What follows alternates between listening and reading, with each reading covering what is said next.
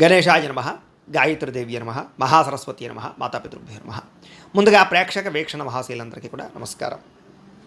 15వ తారీఖు ఫిబ్రవరి 2026 నుండి 21వ తారీఖు ఫిబ్రవరి 2026 వరకు కూడా ఈ వారం ద్వాదశ రాశుల వారికి కూడా ఎలా ఉండబోతుందో చూద్దాం.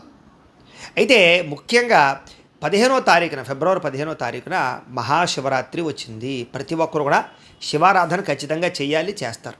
అయితే ఆ రోజున మా పీఠంలో ఈ శివరాత్రి సందర్భంగా ఉదయం నుంచి కూడా విఘ్నేశ్వర పూజ, పుణ్యాహవాచనము, పరిషత్తు, కృష్ణత్రయాలతో పాటుగా మహన్యాసపూర్వక శివుడికి ఏకాదశ రుద్రాభిషేకం చేయడం జరుగుతుంది. అలాగే పంచాక్షరి మూల మంత్రాన్ని కూడా విశేషంగా జపం చేయించడం జరుగుతుంది. అలాగే గణపతి, లక్ష్మీ గణపతి, గాయత్రి, నవగ్రహ రుద్రహోమాలు చేయించడం జరుగుతుంది.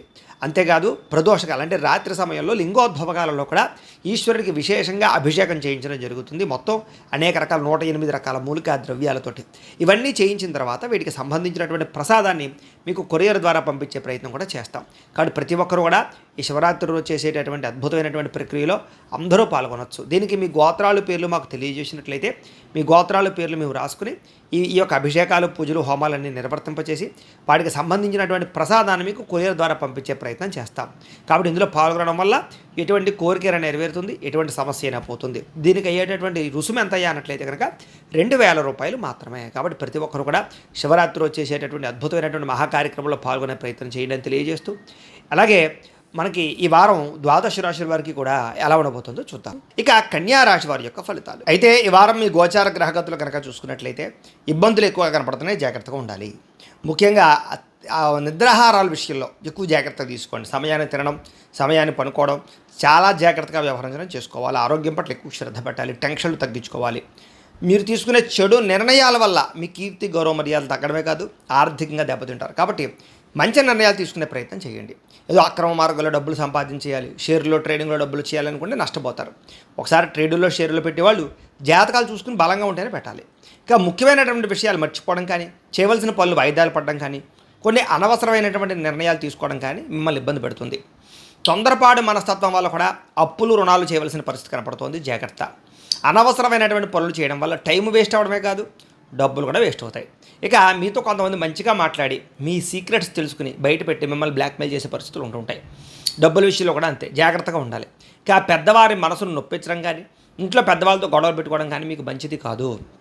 అలాగే ప్రేమించిన వ్యక్తులతో కూడా జాగ్రత్తగా ఉండాలి. అలాగే పై వాళ్ళ అధికారుల యొక్క అనుమతి లేకుండా చేసే పనుల వల్ల నష్టాలు ఉన్నాయి. కాబట్టి ఏదైనా మీరు పనులు చేసేటప్పుడు మీకన్నా పై వాళ్ళ యొక్క అనుమతి ఉందా లేదో చూసుకోండి. మీ ప్రతిభకు తగ్గ గుర్తింపు అయితే కనబడటం లేదు, కాబట్టి చాలా జాగ్రత్తగా వ్యవహరించాలి. పెట్టుబడుల తగ్గ లాభాలు అయితే కనబడటం లేదు. వ్యాపారాల్లో కూడా అంతంత మాత్రమే వ్యాపార లాభాలు, ఇంకా నష్టాలు కూడా కనపడుతూ ఉన్నాయి. ఎక్కువ జాగ్రత్తలు తీసుకోవాలి.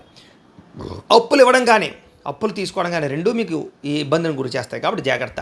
స్త్రీ పురుష వ్యామోహాలు బాగా పెరిగిపోయే అవకాశం కనపడుతుంది. కష్టపడకుండా డబ్బులు రావాలనుకున్న మాత్రం ఎప్పుడూ అలాంటి ఆలోచనలు చేయకండి, ఇబ్బంది పడతారు. ఇక ప్రభుత్వపరమైనటువంటి ఉద్యోగస్తులకి ఐటీ దాడులు, ఉద్యోగ నష్టాలు, లేకపోతే విజిలెన్స్ దాడులు, రకరకాల దాడులతో ఇబ్బందులు, స్ట్రెస్ బాగా కనపడుతుంది. జాగ్రత్త.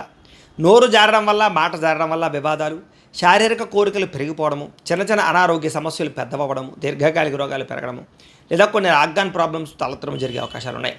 డబ్బులు కూడా విపరీతంగా ఖర్చు అవుతున్నాయి. జాగ్రత్త. పెట్టుబడులు పెట్టేటప్పుడు అతి జాగ్రత్తలు తీసుకోవాలి.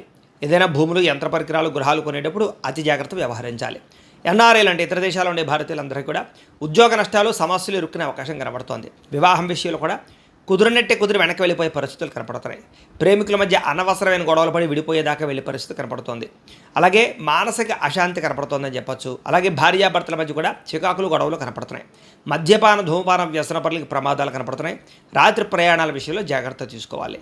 మిమ్మల్ని ప్రేమించే వారి మీదే కోపపడడం కానీ, వాళ్ళతోటి సరిగ్గా మాట్లాడకపోవడం కానీ మీకు ఇబ్బందులకు గురి చేస్తుంది. స్నేహితుల వల్ల కూడా ధన నష్టం కనపడుతుంది. జాగ్రత్త. స్త్రీ పురుష వ్యామోహాలు, కఠినంగా మాట్లాడడము, జోత ప్రక్రియలు, వీటి వల్ల ఈ వారం చాలా ఇబ్బందులు ఉన్నాయి.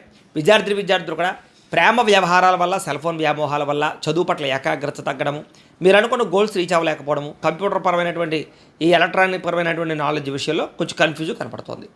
ఉద్యోగస్తులకి అధికారిక ఒత్తిడి బాగా కనపడుతుంది. మెంటల్ టెన్షన్లు బాగా కనపడుతున్నాయి.